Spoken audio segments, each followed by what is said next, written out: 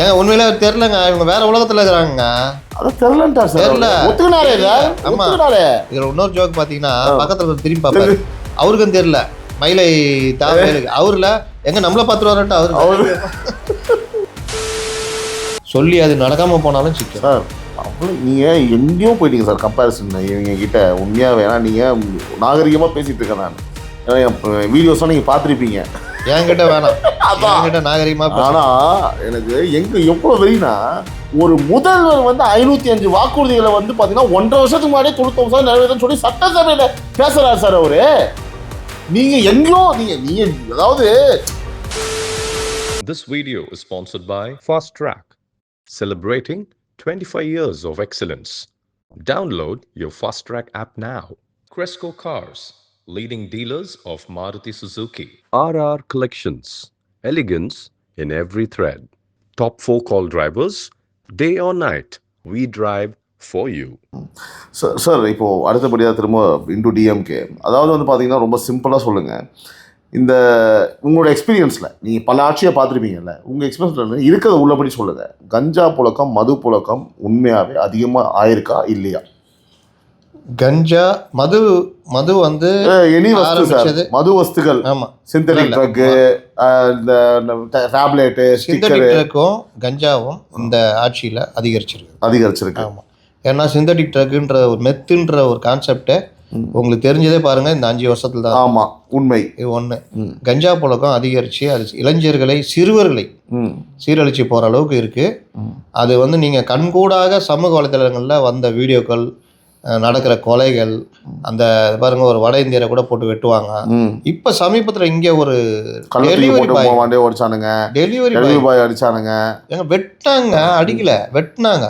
ஜனங்க வந்தோன்னு ஓடலைங்க. நாய்ங்க வந்து தோர்த்தம் பார்த்துருக்கீங்களா தெருவில்? நீங்கள் நிறுத்திட்டு இருந்தீங்கன்னா ஒன்றுமே நடக்காத மாதிரி திரும்பி போவோம், பார்த்துருக்கீங்களா? அந்த மாதிரி போனானுங்க. அந்த அளவுக்கு தைரியமும். இவர் சந்தோஷ் சிவன் மியூசிக் டைரக்டர், அவர் ஒரு பதிவு போட்டிருக்காரு, எங்கள் தெருவில் டெய்லி கஞ்சா அடிச்சுட்டு பண்ணுறானுங்க, இவங்களை எதுவுமே பண்ண முடியல. போலீஸ் வந்து அடித்தா கூட சிரிக்கிறானுங்க, அவங்களுக்கு வலியே உணரல அப்படின்னு. கஞ்சா அந்த மாதிரி ஆக்கிடும், வலி தெரியவே தெரியாது. மூர்க்கத்தனம் அதிகமாக இருக்கும் கஞ்சா அடிச்சிங்கன்னா. எதில் உங்களுக்கு இதாக இருக்கோ அதில் மூர்க்கத்தனம். இப்போ ஒருத்தன் பெண்களே ரொம்ப இதுவாக பார்க்குறவன் அப்படின்னா, அவன் கஞ்சா அடித்தானா யார் எதிரில் வந்தாலும் அவனுக்கு வந்து அந்த இது வரும், ஒரு இச்சை. அதே மாதிரி நடக்கலன்றாரு சார். இந்த மாதிரி எதுவுமே இல்லைன்றாரு. அவங்க வீட்டாண்ட தான் நடக்காமல் இருந்திருக்கும். இவங்க தான் இந்த ஊர்லேயே இல்லையாங்க. நம்ம சுப்பிரமணியம் இருக்கார், 0 கஞ்சா ஆகிட்டோன்றாரு. என்னன்னு தெரியல, அவர் வண்டி கிட்டி போகிறாரு, அதில் ஏதாவது கஞ்சா இல்லாமல் 0 கஞ்சா ஆகிட்டாருன்னு நினைக்கிறேன். டேய் வண்டியில் ஏதாவது கஞ்சா இருக்குதா? அண்ணா இல்லைண்ணா. யார்ட்டையும் 70 கேஸ் போட்டிருக்காங்களாமே. அது 70 கேஸ் 2 நாளில். இப்போ நியூஸ் எதுக்கு? கஞ்சா புழக்கம் ஃபுல்லாக 70 பேர் அரெஸ்ட் பண்ணியிருக்காங்க. பாருங்க, 0 கஞ்சா. அது இன்னைக்கு அவர் பாவங்க, அவர் அந்த கொலை நடந்ததில்ல, மறுநாள் கேட்குறாங்க, இந்த மாதிரி நடந்துச்சா? அவரு நிறைய சர்ச்சையில மாட்டிருக்காரு சார். அதனால உஷாரா என்ன பண்ணிட்டாருன்னா, எதையாவது பேசி பேர் கெட்டு போகிறதோட நான் பார்க்கலங்கன்ட்டார் ரீசெண்டாக. அதை எப்படி பார்க்கலன்னு சொல்ல முடியும்? அந்த மாவட்டத்து அமைச்சர் நீங்கள், அந்த மாவட்ட செயலாளர் நீங்கள், உங்களுடைய பக்கத்து தொகுதி. ஏங்க உண்மையிலே தெரிலங்க, இவங்க வேற உலகத்தில் இருக்கிறாங்க. அதான் தெரியலன்ட்டா சார். தெரியல. ஒத்துக்கினாரே. ஆமாம். இதில் இன்னொரு ஜோக் பார்த்தீங்கன்னா, பக்கத்தில் திரும்பி பார்ப்பாரு, அவருக்கும் தெரியல மயிலை தாவேலுக்கு. அவரில் எங்கே நம்மளை பார்த்துட்டு வரட்டு அவரு. நீ சில ஸ்கூலில் வாத்தியார் வந்து ஒன்று எழுதிட்டு இதுக்கு யார் ஆன்சர்னோன்னா அப்போ தான் அவன் ரொம்ப அக்கறையாக குறிஞ்சி எழுதிட்டு இருப்பான். நான் பார்த்தா தானே நீ எழுப்புவேன் அப்படின்னு. அந்த மாதிரி அவர் வேலு அப்படி திரும்பி அப்புறம் பக்கத்தில் சொல்கிறாப்புல, நம்ம இதில் இருந்துச்சு இது தரமணி. ஆனால் அது உண்மையாக ரொம்ப அக்செப்ட் பண்ணிக்க முடியுமா சார் மக்கள்? எப்படி சார் அடுத்து பண்ணதாங்க இன்னும் ஜோக்கு. அதுக்கு பிறகு ஒரு பிட்டை போட்டார் பாருங்க. இந்த விஷயத்தில் நீங்கள் பார்த்தீங்கன்னா காவல்துறை வந்து எப்படின்னா கடைசியில் என்னாச்சு, ஆனால் ஆசை மட்டும் நான் வந்து அப்படி இப்படின்னு பெரிய பிரச்சனை பண்ணியிருந்தார். 2வது பாஜகக்குள்ளேயே அண்ணாமலை இவரை கையில் எடுக்கிறாரு, டிஎம்கே இவரை கையில் எடுக்குது. சட்டசபையில் போய் கலைஞரை வாழ்த்தி பேசுகிறாரு, டிஎம்கே வாழ்த்தி பேசுகிறாரு. அதிமுகவுடைய அடிப்படையே திமுக எதிர்ப்பு தான். 2வது என்ன பண்ணுறாரு, இவர் ஒரு அறிக்கை விட்டால் அவர் ஒரு அறிக்கை விடுவார். ஈரோடு கிழக்கு இடைத்தேர்தலில் அவர் ஒரு போட்டி வேட்பாளர் நடத்துகிறார். இப்படி என்னென்ன தொல்லை கொடுக்க முடியுமா, மன உளைச்சலை உண்டாக்க முடியுமா? மகாபாரதத்தில் ஒரு கதை சொல்லுவாங்க, சல்லியன் சொல்லிட்டு பெரிய தேரோட்டி. ஒரு சண்டையில் நீங்கள் என்ன தான் வீரராக இருந்தாலும் உங்கள் தேரை ஓட்டுறதுக்கு சரியான ஆள் இருந்தால் தான் நீங்கள் ஜெயிக்க முடியும். கிருஷ்ணர் வந்து கேட்குறாரு, என்னுடைய லட்சக்கணக்கான சேனைகள் இருக்குது, நான் இருக்கிறேன். நான் யாருக்கு தேவை, என்னுடைய லட்சக்கணக்கான சேனைகள் யாருக்கு தேவைன்னு 2 பேரும் சொல்லுங்கள் பாட்டுறாரு. யாரை? பாண்டவர்களையும் கௌரவர்களையும். கௌரவர்கள் தான் தெரியல, பயங்கர நாலேஜ். சேனைகள் எங்களுக்கு வேணுன்றாங்க. லட்சக்கணக்கான சேனைகள் எடுத்துக்கிறாங்க. கிருஷ்ணா நீ இருந்தால் போதுன்னு தர்மர் எடுத்துக்கிறாப்புல. அது மகாபாரத போரையே மாற்றுச்சு. அப்போ கிருஷ்ணர்லாம் வந்துடுறாரு. கர்ணன் வந்து இவர்கள் எப்படி நடத்துவாங்கன்னு தெரியும். அவரை தேரோட்டி மகன்ற மாதிரி ரொம்ப அவமானப்படுத்துவாங்க. மிகச்சிறந்த வீரன். சல்லியன் வராரு. அவர் யாருன்னா கௌரவர்களுடைய ஆள். அவர் வரும்பொழுது வர்ற வழியில் ஒரு இடத்துல விருந்து நடக்குது. அவர் சாப்பிட்றாரு நல்லா. சாப்பிட்டு முடிச்சோன்னு பார்த்தா அது பாண்டவர்கள் போடுற விருந்து. என்னடா இது இவங்க உப்பு சாப்பிட்டோம்டான்னு சொல்லிட்டு என்ன சொல்லுவார், இங்கே பாரு நான் வந்து அவங்க உப்பை சாப்பிட்டுட்டேன். நான் வந்து உங்களுக்கு எதிராக உங்களோட வந்து நான் சண்டை போட முடியாது. நான் கர்ணருக்கு தேர் ஓட்டுறேன். அதில் நான் என்ன பண்ணுறேன்னா மன உளைச்சலை உண்டாக்குறேன் கர்ணனுக்கு. என்னென்ன வகையிலையோ கர்ணனுக்கு மன உளைச்சலை உண்டாக்குறேன். அப்போ அவன் கவனம் இதாகாதுல்ல. கர்ணன் சபதம் பண்ணியிருக்கான் அர்ஜுனனை காலி பண்ணுறோன்னு. கர்ணன்ட்ட வஜ்ராயுதம் இருக்குது, அது ஒன்ஸு அடித்தா முடிச்சு விட்ருவோம். அப்போ இவன் வந்து தேர் ஓட்டும் போது அதை பண்ண இதை அடி இதை பண்ண அதை பண்ணணுன்னே கர்ணன் ஒரு கண்டமாக கடுப்பாகி நீ ஒரு தேர் ஓட்டுற வேலையை மட்டும் பாரு, நான் பார்த்துக்கிறேன். இந்த மாதிரி மன உளைச்சல் ஆக்கணுன்னே தேர் போய் நிற்கும்ல, இவனை அடிக்கும் பொழுது இவன் என்ன சொல்லுவான், வழக்கமாக வெறுப்பேற்றி விட்டான்ல, ஏய் நெஞ்சிக்கு வைடா அம்ப அப்படின்னு. நீ என்ன சொல்கிறது நெஞ்சிக்கு வைன்னு? யாரா நீ என்ன வந்து சொல்கிற? ஆக்சுவலாக சாதாரண மண்ணில் இருந்தால் நெஞ்சிக்கு வைனா நெஞ்சிக்கு வச்சிருப்பாப்புல, மிஸ் ஆனால் கழுத்து போயிட்டுருக்கோம். ஆனால் நீ தான் வெறுப்பேற்றி விட்டிய நெஞ்சிக்கு வைணுன்னு அவர் நீ என்ன சொல்கிறது? இன்னொன்று கர்ணன் குறி தப்பாது. அப்போ கழுத்துக்கு வைப்பாப்புல. இதுதானே நம்மளால் தான் அங்கே உட்காந்துருப்பாரு தேரோட்டி. அங்கே தேரோட்டியார் கிருஷ்ணன் அடித்தோடனே ஒரு அழுத்து கிரீடத்தை தட்டிட்டு போயிடும். தலைக்கு வந்தது தலைப்பாயோட போச்சு.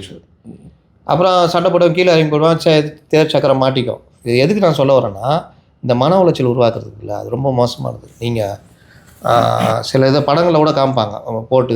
வீட்டில் கூட இந்த சில புருஷன் மன உளைச்சல் உருவாக்குவாங்க, பொண்டாட்டி உருவாக்குவாங்க. அந்த குடும்பம் பார்த்தீங்கன்னா சார் வாழவே முடியாது சார், உங்களுக்கு தெரியாது சார் அப்படின்ற அளவுக்கு வரும். அந்த மாதிரி மன உளைச்சலை ஓபிஎஸை வச்சு உருவாக்குனாங்க. சட்டசபையில் பக்கத்து சீட்டில் உட்காந்துருப்பாப்புல. இவங்க போய் எங்கள் துணைத் தலைவர் உதயகுமார் இவர் வந்து வேற எங்கேயா உட்கார வைங்க அப்படின்னா வேணுமுன்னு திமுக பண்ணிச்சு. எப்படி நிற்பார் தெரியுமா எடப்பாடி? முதுகு காமிச்சிட்டு நிற்பார். நான் ஒன்றும் இதுவாக சொல்லக்கூடாது, அப்படி இவரை பார்க்கவே மாட்டார், அப்படி நிற்பார்.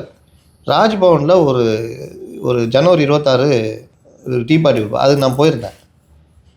இங்கே எடப்பாடி, இங்கே ஓபிஎஸ் அப்படியே கடிக்கிறாருங்க. அவரை பார்த்துட்டு என்னத்தையே கடிக்கிறாரு. அப்படியே இவ்வளோ கோவம் கொப்பளிக்குது எடப்பாடி முகத்தில். நம்மளால தெரியும்ல, சாந்த சொருபி பசிச்சு ஒரே ரியாக்ஷன் தான் அன்னைக்கு சரி இன்றைக்கும் சரி. அப்போது அந்த மாதிரி பண்ண ஓபிஎஸ்ஸு கடைசியில் இவங்க என்ன சொல்கிறாங்க, தயவு செய்துனா நீங்கள் வந்து செகண்ட் பொசிஷனில் இருந்துக்குங்க, பொருளாளர் துணை பொதுச் ஏதாவது ஒன்று நம்ம நடத்தி அவரை பொதுச்செயலாளர் தேர்ந்தெடுப்போம், ஒத்துழைக்குன்னா முடியவே முடியாதுன்னு சண்டை போட்டு போகிறாரு. லாஸ்ட்டில் அவர் வெளியேற்றுறாங்க, நீக்கிறாங்க, கேஸ் போடுறாரு. அதுக்கப்புறம் எல்லாருக்கும் தெரியும் என்ன நடந்தாலும் தெரியும். அப்படிப்பட்டவர் இன்றைக்கி வந்து நீங்கள் சொல்கிறீங்க பாவங்க. டிடிவிகிட்ட சொல்லிட்டு டிடிவி சொல்லுன்னா கேட்டார் தெரியுமா? அவைத்தலைவர் பதவி கேட்டிருக்காப்புல. அவைத்தலைவர் பதவி என்ன பதவி தெரியும்ல? அதுதான் பொதுக்குழு கூட்டுற பதவி. எப்படி அவங்களாம் அப்படியே என்ன சொல்கிறது, பார்த்தா என்ன உனக்கு பைத்தியக்கார மாதிரி இருக்கா, இன்னும் பைத்தியக்காரனாவே நினச்சிட்டு இருக்காடான்ற மாதிரி கதையாக இருக்குது. டிடிவி என்ன சொல்லியிருக்காரு பாருங்கள், இப்போ தான் நானே போய் அவரோட கொஞ்சம் இப்போ இணக்கமாயிருக்கேன். அவர் எடப்பாடி என்ன சொல்லியிருக்காரு, டிடிவி ரொம்ப நாளைக்கு அப்புறம் நம்மள்கிட்ட வந்திருக்காரு, ஏதோ ஒரு வகையில் எனக்கு அவர் உதவணும். நான் இன்றைக்கி இந்த லெவல் இருக்கேன்னா அவர் ஒரு காரணம். இன்னும் நம்ம பிரிஞ்சு என்ன பேசினாலும் இப்போ ஒன்றானோன்னா அவர் வந்து பேசின இதெல்லாம் வந்து இருக்குது.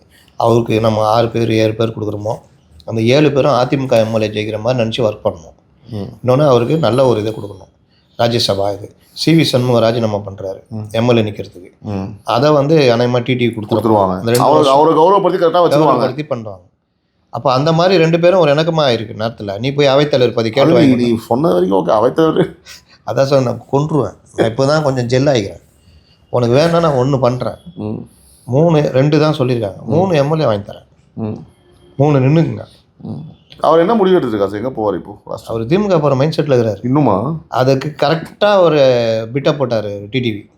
3 முறை முதலமைச்சர் இருந்த ஒரு ஆள் அங்கே போய் சேர்ந்தா நல்லா இருக்குமா அப்படின்ட்டாப்புல. என்னடா இது இப்படி பண்ணிட்ட கட்டையை போட்டாப்புலன்னு சொல்லிட்டு, சரி அப்போ இங்கேயும் வரக்கூடாது, அங்கேயும் போகணும். அப்போ என்ன பண்ணுறது, அதிமுக சேர்த்துக்குன்னா நம்மளால் தான் கதவை முட்டாப்லையே. அதனால் இதை சாக்கா வச்சு போகலான்னு ட்ரை பண்ணுறாரு. டிடிவி பேசிக்கிட்டு இருக்காரு, 3 இது பண்ணு, ஜெயிச்சு வாங்க, அமைச்சரவை அமைந்தால் நான் உங்களுக்காக பேசி. அப்புறம் தான் சொல்கிறாரு, இது சம்மந்தமாக காவல்துறை விரைந்து நடவடிக்கை எடுத்து வருது. பின்ன போஸ்டல் டிபார்ட்மெண்ட்டாக வந்து பண்ணோம், கொலை நடந்துக்குது, போஸ்டல் டிபார்ட்மெண்ட் வந்து பண்ணுங்கன்னு. அது எப்படின்னா அந்த வடிவேல் பண்ணுவானே, இது இப்போ நான் வந்து தங்களுக்கு தெரியாத சட்டம் ஒன்றும் இல்லை, அது எந்த சட்டம் சேர்ந்த சட்டம் என்பதை இல்லை இன்னொன்று ஒரு புக்கு வச்சுக்கிட்டு 100 நாளில் பணக்காரனாவது எப்படி, இது நான் இப்போ வந்து என்ன சொல்கிறது நான் அந்த மாதிரி இது 500 ரூபா மிஷினு அது மாதிரி. அதனால் அவர் அதுக்கப்புறம் ஒரு சம்பவம் இருக்குங்க சார், இந்த மாதிரி பத்திரிகையாளர்களை வந்து எம்எல்ஏ கடத்திட்டு போய் இதாக பண்ணிட்டாங்க. ஓகே, அப்படியா? எங்கே? நான் தான் போட்டேன் ட்விட்டரில், டேய் படுவாங்களா அவங்களாம் இறக்கம் இல்லையா? அவருக்கு தெரிஞ்ச கேள்வியாக கேளுங்கடா, இந்த மாதிரி போய் பண்ணுறீங்களாடா, உங்களுக்குலாம் இறக்கமே இல்லையா ரிப்போர்ட்டர்ஸ் அப்படின்னு போட்டு விட்டேன். வேறு என்ன பண்ணுறது? என்ன சார் இது இப்படி? ஒரு மாநிலத்துடைய சுகாதாரத்துறை அமைச்சர், ஒரு மாவட்ட செயலாளர், எம்எல்ஏ, இவர் வந்து காலைல பேப்பர் படிக்கிறாரா, டிவி பார்க்குறாரா, சமூக வலைதளங்கள் பார்க்குறாரா? ஏங்க ஜெயலலிதா கவர்மெண்ட்டில் இப்படி இருந்து நீங்கள் பண்ண முடியுமா? கலைஞர்கிட்ட பண்ண முடியுமா? கலைஞர்கிட்ட தென்காசியில் ஒரு பிரச்சனை, உதாரணத்துக்கு சொல்கிறேன், அவன் போடுறான் மாவட்டம் யாருக்கு, சண்முகநாதனுக்கு. அண்ணா சொல்லுவா, அண்ணா தென்காசி மாவட்டத்தில் பேசுகிறேண்ணே. சரிப்பா அண்ணா, தலைவர் இருக்கிறாரா, கொடுங்கண்ணே, இந்தாப்பா தலைவர், நம்ம தென்காசி மாவட்ட செயலாளர் பேசுகிறேன். அவர் என்னையா சொல்லியா, தலைவர் அந்த மாதிரிலாம் நடக்குதுயா, மாவட்ட செயலாளர் இருந்தால் நம்ம பகுதியில் மாதிரிலாம் பண்ணுறானுங்க, அயோக்கியத்தனம், எம்எல்ஏ சரியில்லாதுன்னு. சரி நான் பார்க்குறேயா. மறுநாள் நம்பர் 1 உளவுத்துறை அதிகாரி, உளவுத்துறை அதிகாரியில் பேர் வாங்கினவர் ஜாபர் சேட், மன்னா எதிரி நாட்டு மன்னர்கள் படையெடுத்து வருகிறார்கள். அந்த மாதிரி தென்காசியில் வந்து இந்த மாதிரி பிரச்சனை. ஆனால் அவர் மேலே தப்பு இல்லை, அவர் ஒரு உளவுத்துறை அதிகாரி, அவர் வந்த தகவலை கரெக்டாக கன்வே பண்ணுறாரு. அவனுக்கு அங்கே எஸ்பிசி ரிப்போர்ட்டர் போட்டு அங்கே மாநிலத்துக்கு வந்து மாநிலத்துக்கு வந்து இவர் இங்கே கொடுக்குறாரு. ஆனால் பாருங்கள் இவர் எவ்வளோ ஈஸியாக ஆக்சஸ் பாருங்கள். ஒருத்தன் சண்முகநாதன் ஃபோன் பண்ணி தலைவர்கிட்ட ஃபோனை கொடுன்னு இந்த மேட்டர் சொல்லிட்டான். நீ உளவுத்துறை சுற்றி கித்தி விட்ட வருது, இந்த மாதிரி தலைவரை ஏதாவது புதுசாக இருந்தால் எடுத்துட்டு வாயா. இதுதாங்க ஒரு ஆட்சி செய்கிற இதுங்க. யோ உன் தொகுதியை காப்பாற்றிக்கியா, இதுதான் ஆட்சி செய்கிறது. ஜெயலலிதா கிட்ட 75வது ஆண்டு விழாவில் பிரணாப் முகர்ஜி அப்போ ஜனாதிபதி அவர் கலந்துக்கிறார் சட்டசபையில். அவர் இங்கே சென்னைக்கு வந்து கலந்துக்க போகிறார். நம்ம கலைஞர்கிட்ட ஒரு சூட்சமாக ஒன்று உண்டு, யார் வந்தாலும் வந்து பார்க்க சொல்லுங்கன்னு அவர் தூது போடுவார், அனுப்பிச்சிடுவார். வர்றவங்க அவரை போய் பார்ப்பாங்க. இப்போ ஜனாதிபதி என்ன பண்ணிட்டாப்புல, அவங்க ஆட்சி தானே நடக்குது, அவரை நான் கோபாலபுரத்துக்கு வந்து பார்த்துட்டு அப்படியே நான் விழாக்கு போயிடுறேன்ட்டாப்புல. இந்த தகவல் உளவுத்துறை அதிகாரிக்கு தெரிஞ்சிச்சு. ஐஜி நம்ம நண்பர் தான் அவர் என்கிட்ட சொன்னது, பர்சனலாக சொன்னது எனக்கு தெரிஞ்சிச்சிங்க. இப்போ இதை நான் அம்மாட்ட சொன்னேன்னா பேப்பர் வெயிட்டு பறக்கும், சொல்லாமல் விட்டேன்னா நான் பறப்பேன். சொல்கிறதா சொல்லாமல் இருக்கிறதா என்ன செய்யணும்னு தெரில. அப்புறம் என்ன பண்ணிட்டாப்புல, சொல்லிடலாம் நாளைக்கு, அப்புறம் வந்துட்டு போய் நீ எப்படி நீ மிஸ் பண்ணன்னு கேட்டு வரோம். அதனால் அவங்க ஒரு சின்ன கவர் போட்டு அனுப்புவாங்க, நோட் போட்டு, ரொம்ப முக்கியமான பர்சன். அந்த மாதிரி அனுப்பிச்சிட்டார். போனால் சிஎம் செக்ரட்டரி 1 வெங்கட்ராமன், இவருடைய பேட்ச் மேட்டான், ஓடியாரம். யோ என்ன பண்ண, உலக தூள் பறக்குது, நீ மாட்டில் அவங்க பேப்பர் விட்டு பறக்குது அதுன்னு. இல்லைங்க அந்த மாதிரி பிரணாப் முகர்ஜி கலைஞரை பார்த்துட்டு நம்ம விழாக்கு வரான்னு நோட் போட்டு அனுப்பிச்சேன். யோ நயா நீ இதெல்லாம் நீ வந்து சொல்லலாமா, அவங்க எவ்வளோ கோபமாட்டாங்க தெரியுமா? கோபமாட்டாங்களா? சொல்லணும் என் கதி என்ன தெரியுமா? அதற்கு பிறகு அவர் சொல்கிறாரு, சார் அதுக்கு பிறகு இதை கன்ஃபார்ம் பண்ண முடியல, வராரா வரலையான்னு நான் தெய்வத்தெல்லாம் வேண்டிட்டேன் சார், அவர் வந்து கலைஞரை பார்க்கணும். இல்லாட்டின்னு சொன்ன தகவல் தப்பாகிடும்ல. அதே மாதிரி ஃப்ளைட் ஏறுற வரைக்கும் தெரியாதான். இல்லைங்க அப்படிலாம் கன்ஃபார்ம் இல்லைன்னு இவருக்காக பக்குன்னு ஆயிடுச்சான், தப்பான விஷயத்தை கொடுத்துட்டோம், அதுக்கே நாளைக்கு பிரச்சனை வரணும். அப்புறம் பார்த்தா கரெக்டாக ஃப்ளைட்டில் ஏறினோன்னே வர்றாரு, இங்கே போயிட்டு தான் இங்கே வர்றாருன்னு. அப்பா கரெக்டான தகவல் நம்ம கொடுத்தோண்டான்னு. அப்போ ஒரு சிஎம் கிட்ட நீ சொல்லாமல் விட்டாலும் சிக்கல், சொல்லி அது நடக்காமல் போனாலும் சிக்கல். சார் அவ்வளோ நீங்கள் எங்கேயோ போயிட்டீங்க சார் கம்பேரிசன் இவங்க கிட்ட உண்மையாக வேணா நீங்கள் நாகரிகமாக பேசிகிட்டு இருக்கேன் நான். ஏன்னா என் வீடியோஸ்லாம் நீங்கள் பார்த்துருப்பீங்க. என்கிட்ட வேணாம், என்கிட்ட நாகரிகமாக. ஆனால் எனக்கு எங்கே எவ்வளோ வெறினா, ஒரு முதல்வர் வந்து 505 வாக்குறுதிகளை வந்து பார்த்தீங்கன்னா 1.5 வருஷத்துக்கு முன்னாடியே 99% நிறைவேற்றன்னு சொல்லி சட்டசபையில் பேசுகிறார் சார் அவரு. நீங்கள் எங்கேயோ நீங்கள் அதாவது நீங்கள் சொல்கிறதெல்லாம் வந்து பார்த்தீங்கன்னா முதல்வருக்கு நீங்கள் தான் உண்மையான முதல்வர். நீங்கள் தான் ஆரம்பத்திலே கேட்டீங்களா?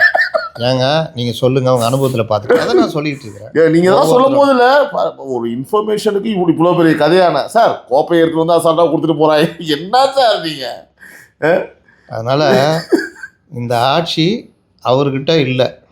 நீங்கள் ஒரு கல்யாண மண்டபம் திறக்க போனால் வாராயன் தோழி வாராயன் சினிமா குத்துனா இது சினிமா டான்ஸு போட்டு அவரை ரசிக்க வைக்கிறாங்க. என்ன பண்ணோம்? யார்ப்பா நிகழ்ச்சி ஏற்பாடு அப்படின்னோம். அண்ணா நாங்கள் தானே கிட்டவா பலின்னு ஒன்று வைக்கணும். நாட்டில் என்ன நடந்துக்கிட்டு இருக்குது? ஒரு சிஎம் கூத்து வச்சுன்னுக்கிறேன்.